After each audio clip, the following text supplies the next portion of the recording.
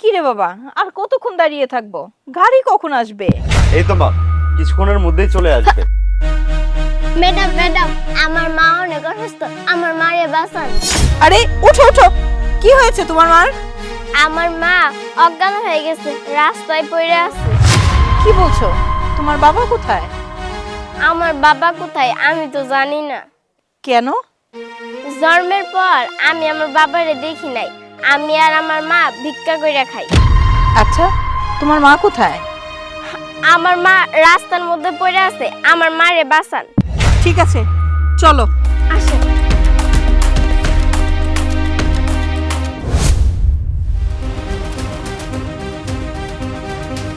এটা তোমার মা? রাসেল, তাড়াতাড়ি এক বোতল পানি নিয়ে আসতে বাবা। ঠিক আছে মা, এই তো পানি।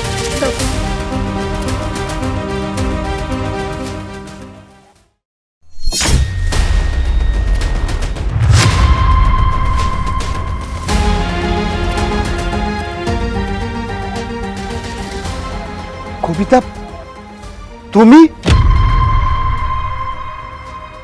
রাসেল, তুমি তুমি এখানে?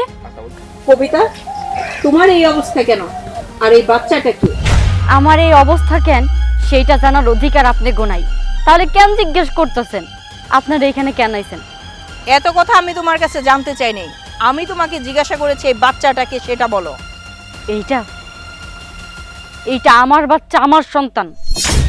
ও আচ্ছা, আমার ছেলেকে ডিভোর্স দিয়ে অন্য আরেক জায়গায় সংসার পেতেছো, আর সেই ঘরে এই মেয়ে জন্ম দিয়ে এখন সেটাকেও ডিভোর্স দিয়ে মা আর মেয়ে মিলে রাস্তায় ভিক্ষা করছো না?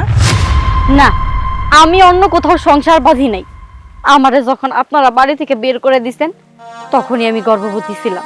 আপনারা আমি অনেকবার বোঝানোর চেষ্টা করছি, অনেকবার করার চেষ্টা করছি, কিন্তু আপনি তো আমার কোনো কথাই শুনেন নাই।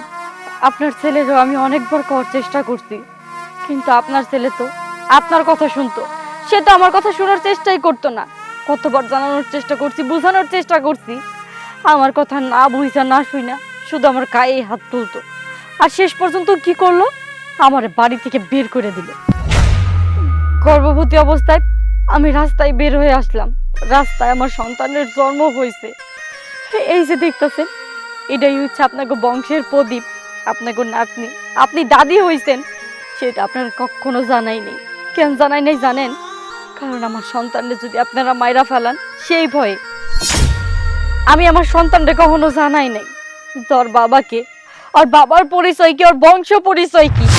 ওরে আমি সবসময় একটা জিনিসই বুঝাইছি, এই পৃথিবীতে আমি ওর সব, আমি ওর মা, আমি ওর বাপ। ওর উপরে আপনাকে বংশের ছায়া আমি কোনো দিনও পড়তে দিব না। আপনারা জানেন নাই, আর জানার দরকারও নাই। আমি আমার সন্তানকে ঠিক মানুষ করতে পারবো, মানুষের মতো মানুষ করতে পারবো। আমার সন্তান আমার কাছেই থাকবো। আপনাকে মুখ আমি আর দেখতে চাই না, এখান থেকে যান। কবিতা, এটা তুমি কি বলছো? এটা আমার নাতনি, আমার বংশধর?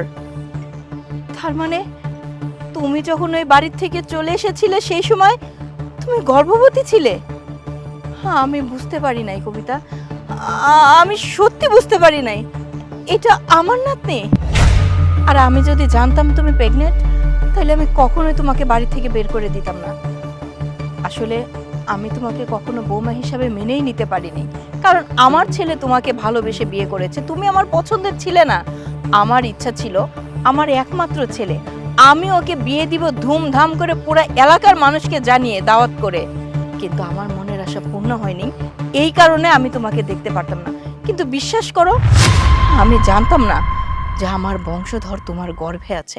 যদি জানতাম, কখনোই আমি তোমাকে আমার বাড়ি থেকে বের করতাম না। তুমি কি চাও আমার বংশের প্রদীপ এভাবে রাস্তায় রাস্তায় ভিক্ষা করুক? আর আমি কখনোই জানতাম না যে তুমি এতটা ভালো একটা মেয়ে, আর যদি জানতাম তাহলে কখনোই তোমাকে আমার বাড়ি থেকে বের করে দিতাম না। বৌমা প্লিজ, আমার ভুল হয়ে গেছে, আমাকে তুমি মাফ করে দাও। আমার নাতনিকে নিয়ে আবার ফিরে চলো আমার বাড়িতে।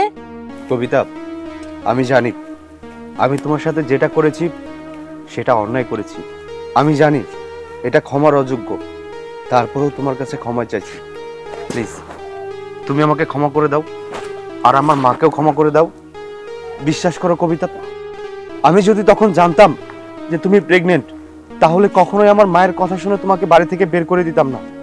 তারপর আমি যেটা করেছি সেটা তো ভুল। প্লিজ তুমি আমাকে মাফ করে দাও আর বাড়িতে ফিরে চলো। মা, ইনারা কে? দাদু ভাই, আমি তোমার দাদি লাগি। আর এই যে এটা তোমার বাবা। সত্যি? বাবা? বোমা, প্লিজ এবার বাড়িতে ফিরে চলো।